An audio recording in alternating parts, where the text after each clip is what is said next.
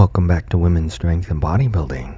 My name is Mark, and thanks for all your support on my video about the 2023 Tampa Pro Women's Bodybuilding Divisions. I appreciate it. If you could like this video, leave a comment, and subscribe. It would really help out the channel. So let's go over the results of the 2023 Tampa Pro Women's Physique Division. Coming in first place was Jeannie Feldman, and she looked great. Her conditioning was on par with, or even better than some of the finalists in the women's bodybuilding divisions we've seen over the summer. In case you didn't know, she placed 6th at the Olympia last year, so just outside the top 5. So this girl was already a contender. And at this point, I've been covering so many shows lately that you guys already know what I'm about to say.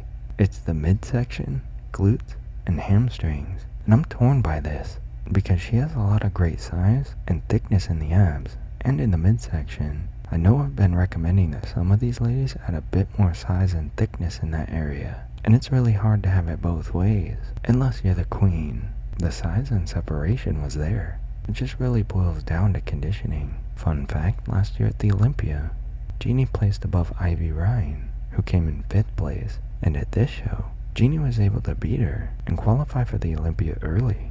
Now, do I think she has what it takes to beat the queen?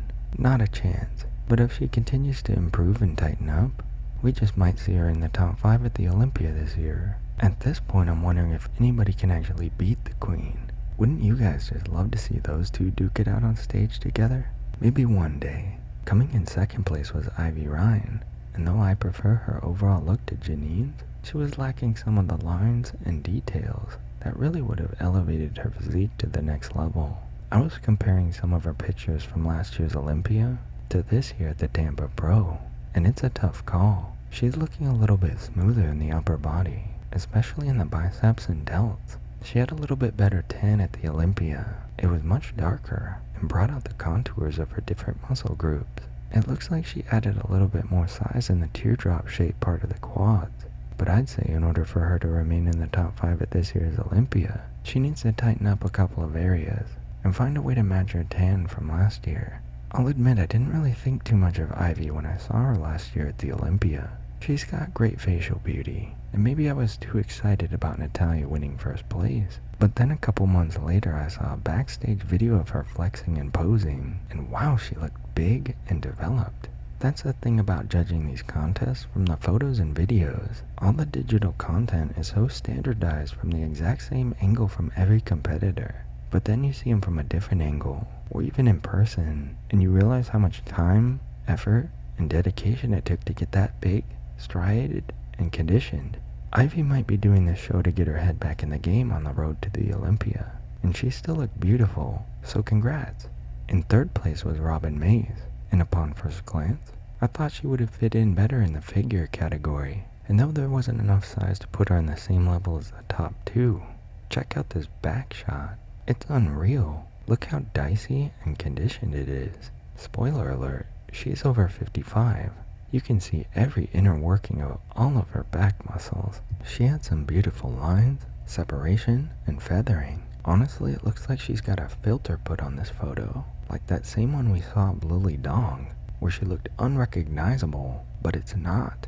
These photos are standardized from the NPC website, so I highly doubt anyone put a filter on it. Her conditioning in the lower body didn't quite match the upper body, but it was close, and you just don't see a whole lot of competitors with this level of crazy conditioning. And again, if she could just bring out her size a little bit more and focus on tightening everything up to the same level as she has in her back, she'll definitely move up a few placings. In 4th place was Mikaela Lindsey, and bro, she brought a really extreme look.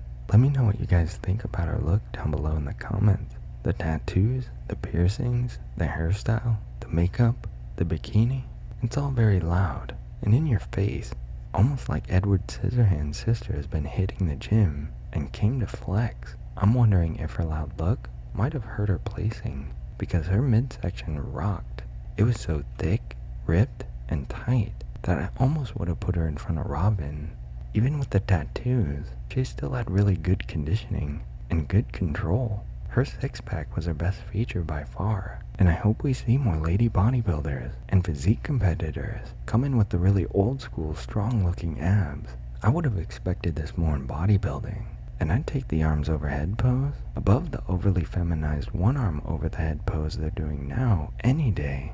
The only other thing I can think is that maybe she didn't bring enough size and development in the glutes, because her midsection is a thing of beauty. Once you get past the extreme look, there's a lot of potential here, and maybe we'll see her go on to do more great things. Congrats on the top 5. Rounding out 5th was Marika Jones. She looked pretty good here.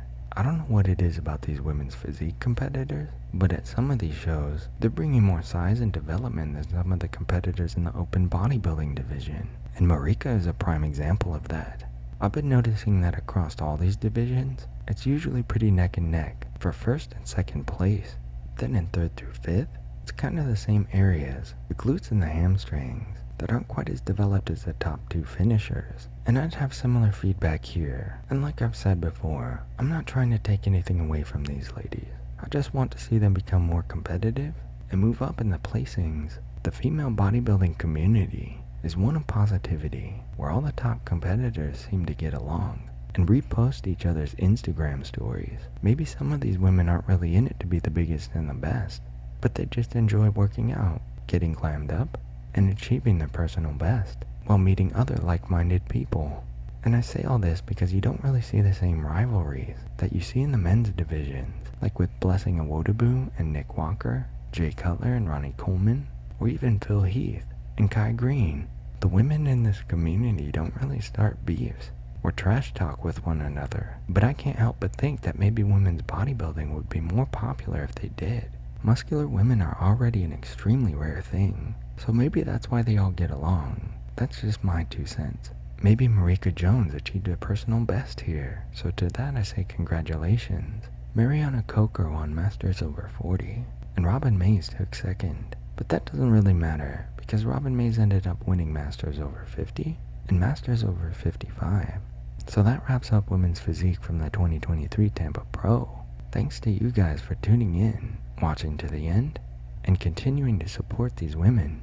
Things are really heating up on the way to the Olympia, so make sure to keep it right here for all your contest coverage. Please like the video, leave a comment, and subscribe for more great women's strength and bodybuilding content.